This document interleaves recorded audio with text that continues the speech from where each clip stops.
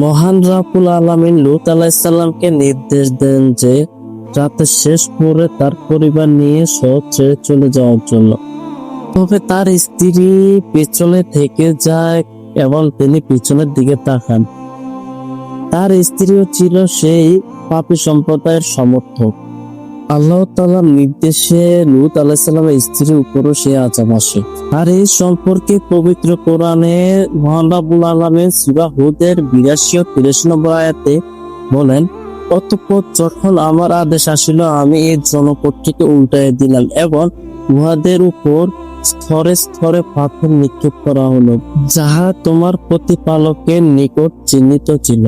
ক্ষণিকের জন্য একবার ভাবুন তো, একবার চিন্তা করুন, কওমে লূতের জাতিকে আল্লাহ তাআলা কি পরিমাণ শাস্তি দিলেন সমকামিতার জন্য। পুরো লূত অঞ্চলটাকে উঠিয়ে দিলেন এবং সালফার মিশ্রিত পাথর নিক্ষেপ করলেন। আজ থেকে প্রায় শত শত বছর আগে এই অঞ্চলে ফসল আবাদি হতো, গাছপালা জন্মাতো। এই অঞ্চল ছিল সবুজ শ্যামলে ভরপুর। মূলত এই অঞ্চলে শত শত বছর আগে নগর সভ্যতার অস্তিত্ব ছিল। এখানে ছিল সাদুম নগরী এবং কওমে লূত আলাইহিস সালামের সম্প্রদায়। হযরত লূত আলাইহিস সালাম ছিলেন হযরত ইব্রাহিম আলাইহিস সালামের ভাতিজা। আল্লাহ তাআলা লূত আলাইহিস সালামকে এই পথভ্রষ্ট জাতিকে বা এই জাতির কাছে নবী হিসাবে তাকে প্রেরণ করেছিলেন। আজকের প্রতিবেদনে আমরা জানবো পবিত্র কোরআন এবং হাদিসের আলোকে কেন লূত বা কওমে লূতের জাতিকে আল্লাহ তাআলা কোন পাপাচারের কারণে সম্পূর্ণভাবে উল্টিয়ে দিলেন। কওমে লূতের বর্তমান স্থানটিকে কেন মৃত সাগর বা ডেড সি বলা হয়, তা আমরা এই ভিডিওর অন্তপ্রান্তে বিস্তারিতভাবে আলোচনা করব। আমাদের ভিডিওটি যদি ভালো লাগে তাহলে অবশ্যই একটি সাবস্ক্রাইব করে দেবেন এবং বেল আইকন বাজিয়ে রাখবেন এবং শেয়ার করে অন্যকে জানিয়ে দেওয়ার সুযোগ করে দেবেন। শ্রীয়তা ডেড সি বা মৃত সাগর এটি মূলত একটি লবণাক্ত হ্রদ বা লেক, কিন্তু এটিকে সবাই মৃত সাগর বা ডেড সি হিসাবে আখ্যায়িত করে। মূলত সমুদ্র পৃষ্ঠ থেকে প্রায় 430 মিটার নিচে অবস্থিত এটি পৃথিবীর স্থলভাগের সর্বনিম্ন বিন্দু। আশ্চর্যের বিষয় হলো সেই যুগেও পবিত্র কোরআনে এই ভৌগোলিক সত্যের প্রতি ইঙ্গিত করেছেন মহান রাব্বুল আলামিন, অর্থাৎ হযরত মুহাম্মদ সাল্লাল্লাহু আলাইহি সাল্লামের যুগেও পবিত্র কোরআনে এই মৃত সাগর বা ডেড সি সম্পর্কে আল্লাহ তাআলা উল্লেখ করেছেন। পবিত্র কোরআনের সূরা রোমের প্রাথমিক আয়াতগুলোতে বলা হয়েছে যে রোমানরা পরাজিত হয়েছে নিকটবর্তী ভূমিতে এবং তারা তাদের পরাজয়ের পর শীঘ্রই বিজয় লাভ করবেন। অধিকাংশ মুফাসসিরদের মতে এই নিকটবর্তী ভূমি বা আদনান আরব হল মৃত সাগর বা ডেড সি সংলগ্ন এলাকা, যা ছিল সেই সময়ের সবচেয়ে নিম্ন এলাকা বা নিম্নভূমি। এটি কোরআনের এক বৈজ্ঞানিক মুজিজা বা এক অলৌকিক নিদর্শন। প্রিয় শ্রোতা, হয়তো আপনারা জানলে অবাক হবেন, আজকের এই মৃত সাগর বা ডেড সিতে যেখানে কোনো মাছ বা কোনো প্রাণী বেঁচে থাকতে পারে না, লবণাক্ততার পরিমাণ এত বেশি যে পৃথিবীর যে কোনো স্থানের লবণাক্ততার চেয়ে এটা প্রায় 10 গুণ বেশি, যার ফলে কোনো মাছ বা প্রাণী এখানে বেঁচে থাকতে পারে না। আজ থেকে প্রায় শত শত বছর আগে এই অঞ্চলে ফসল আবাদি হতো, গাছপালা জন্মাতো। এই অঞ্চল ছিল সবুজ শ্যামলে ভরপুর। মূলত এই অঞ্চলে শত শত বছর আগে নগর সভ্যতার অস্তিত্ব ছিল। এখানে ছিল সাদুম নগরী এবং কওমে লূত আলাইহিস সালামের সম্প্রদায়। হযরত লূত আলাইহিস সালাম ছিলেন হযরত ইব্রাহিম আলাইহিস সালামের ভাতিজা। আল্লাহ তাআলা লূত আলাইহিস সালামকে এই পথভ্রষ্ট জাতিকে বা এই জাতির কাছে নবী হিসাবে তাকে প্রেরণ করেছিলেন। কওমে লূত এই জাতি এমন এক জঘন্য পাপে লিপ্ত ছিল যা পৃথিবীর ইতিহাসে তাদের আগে কেউই করেনি।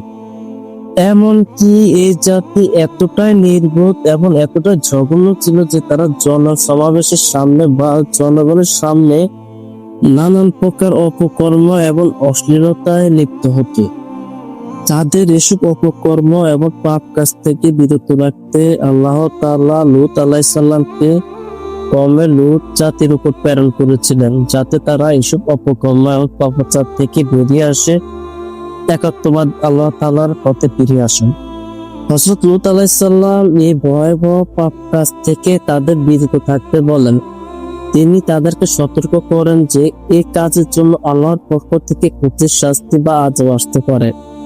অতএব তোমরা এই পাপাচার থেকে বিরত থাকো, এই পাপ কাজ থেকে তোমরা নিজেদেরকে বিরত রাখো এবং আল্লাহর পথে ফিরে আসে। কিন্তু তারা তার কথায় কর্ণপাত করেনি, বরং তারা উপহাস করে বলেন যে, তুমি যদি সত্যবাদী নবী হয়ে থাকো, তুমি যদি সত্যবাদী রাসূল হয়ে থাকো, তবে সে শাস্তি নিয়ে এসো, সে শাস্তি আমাদেরকে দাও, সে শাস্তি আমাদেরকে দেখাও, এই বলে উপহাস করতে লাগলো। এমনকি তারা উল্টো লূত আলাইহিস সালামকে এবং তার অনুসারীদেরকে এই সৎ ত্যাগ করার জন্য হুমকি দেন, কারণ তারা নিজেদেরকে খুব পবিত্র মনে করত। অতঃপর যখন তাদের পাপাচার চরম সীমা লঙ্ঘন করলো, তখন আল্লাহ তাআলা সাহায্য চাইলেন লূত আলাইহিস সালাম। মহান রাব্বুল আলামিন লূত আলাইহিস সালামকে নির্দেশ দেন যে রাতের শেষ প্রহরে তার পরিবার নিয়ে শহর ছেড়ে চলে যাওয়ার জন্য। তবে তার স্ত্রী পিছনে থেকে যায় এবং তিনি পিছনের দিকে তাকান। তার স্ত্রীও ছিল সেই পাপী সম্প্রদায়ের সমর্থক। আল্লাহ তাআলার নির্দেশে লূত আলাইহিস সালামের স্ত্রীর উপরও সে আযাব আসে। গভীর রাত পোহালে ভোর হওয়ার সাথে সাথে আল্লাহর হুকুমে এক ভয়াবহ আযাব আসে, এক ভয়াবহ বিপর্যয় ঘটে। আর এই সম্পর্কে পবিত্র কোরআনে মহান রাব্বুল আলামিন সূরা হুদের ৮২ ও ৩৩ নম্বর আয়াতে বলেন, অতঃপর যখন আমার আদেশ আসিল, আমি এই জনপদটিকে উল্টাইয়া দিলাম এবং উহাদের উপর স্তরে স্তরে পাথর নিক্ষেপ করা হলো, যাহা তোমার প্রতিপালকের নিকট চিহ্নিত ছিল। মহান রাব্বুল আলামিনের নির্দেশে জিবরাইল আলাইহিস সালাম তার ডানার সাহায্যে পুরো শহরটিকে উল্টিয়ে দিলেন। এমনকি তার সাথে সাথে ফেরেশতার ফল আকাশ থেকে সালফার মিশ্রিত আগ্নেয়গিরি পাথর বৃষ্টি বর্ষণ করলেন। ফলে সে সবুজ শ্যামল এলাকাটি পরিণত হয়েছে আজকের এই লবণাক্ত পানির মৃত সাগরে। একবার চিন্তা করুন তো, মহান রাব্বুল আলামিন কতটা রাগান্বিত হলে পুরো অঞ্চলটিকে উল্টিয়ে দেন এবং ফেরেশতাদের মাধ্যমে আকাশ থেকে সালফার মিশ্রিত পাথর বৃষ্টি নিক্ষেপ করেন। ক্ষণিকের জন্য একবার ভাবুন তো, একবার চিন্তা করুন, কওমের লূতের জাতিকে আল্লাহ তাআলা কি পরিমাণ শাস্তি দিলেন সমকামিতার জন্য। পুরো লূত অঞ্চলটাকে উল্টিয়ে দিলেন এবং সালফার মিশ্রিত পাথর নিক্ষেপ করলেন। মৃত সাগর বা ডেড সি অঞ্চলটি ঘুরতে গেলে দেখা যায় যে আল্লাহ তাআলা কিছু কিছু মানুষকে শাস্তি স্বরূপ পাথরের ন্যায় আকৃতি করে রেখেছেন এবং পুরো অঞ্চলটাকে উল্টে দিয়ে সেটাকে একটি মৃত সাগরে রূপান্তর করেছেন, যাকে আমরা ডেড সি, মৃত সাগর অথবা হ্রদ অথবা লেক যাই বলে থাকি না কেন।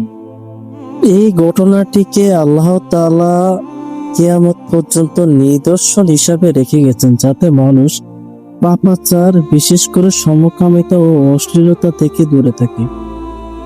কিন্তু একটু খেয়াল করলে দেখবেন যে পশ্চিমা দেশগুলো বা ইউরোপ আমেরিকার মধ্যে এমন কোনো দেশ নেই, এমন কোনো কান্ট্রি নেই যে দেশগুলোতে পাপাচার হচ্ছে না, সমকামিতা হচ্ছে না। যদি এই সকল পাপাচার থেকে মানুষ বেরিয়ে না আসে বা মানুষ সভ্যতা বেরিয়ে না আসে, তাহলে অদূর ভবিষ্যতে আল্লাহ তাআলা কিভাবে, কোন মাধ্যমে, কোনভাবে আযাব দিবে তা কেউ কল্পনা করতে পারবে না। প্রিয় শ্রোতা, আরেকটি কথা না বললে নয়, রেড সি অথবা মৃত সাগর যাই বলুন, এটি ফিলিস্তিন ইসরায়েলের পার্শ্ববর্তী জর্ডানের মধ্যবর্তী অবস্থিত। হযরত মুহাম্মদ সাল্লাল্লাহু আলাইহি সাল্লাম এই গজবপ্রাপ্ত স্থানগুলো সম্পর্কে সতর্ক করেছেন। তিনি বলেছেন, তোমরা এইসব শাস্তিপ্রাপ্ত জাতির এলাকায় বিনা কারণে ওই সকল এলাকা প্রবেশ করো না এবং ওই স্থানগুলো দ্রুত ত্যাগ করো। তাই পরিশেষে একটি কথা বলতে চাই যে সীমা লঙ্ঘনকারীদের আল্লাহ তাআলা কখনো পছন্দ করেন না। তাদেরকে যুগে যুগে এইভাবে শাস্তি প্রদান করে বা শাস্তির মাধ্যমে আল্লাহ তাআলা ধ্বংস করে দেন। তাই আমাদের সকলেরই উচিত আল্লাহ তাআলার কাছে পাওনা চাওয়া, ক্ষমা চাওয়া এবং সমকামিতার মতো অপরাধ এবং পাপগুলো থেকে বেরিয়ে আসা। পুরা মানব সভ্যতা, পৃথিবীর প্রত্যেকটি দেশের উচিত এগুলোর থেকে বিরত থাকা, এগুলোর উপর কঠিন আইন এবং কঠিন পদক্ষেপ নেওয়া এবং মানব সভ্যতাকে টিকিয়ে রাখতে হলে আল্লাহর প্রদত্ত আইন এবং নিয়ম মেনে চলতে হবে। আজকে এখানেই বিদায় নিতে হচ্ছে। সকলে ভালো থাকবেন, সুস্থ থাকবেন। আল্লাহ হাফেজ। আর ভিডিওটি ভালো লাগলে অবশ্যই সাবস্ক্রাইব করে দেবেন।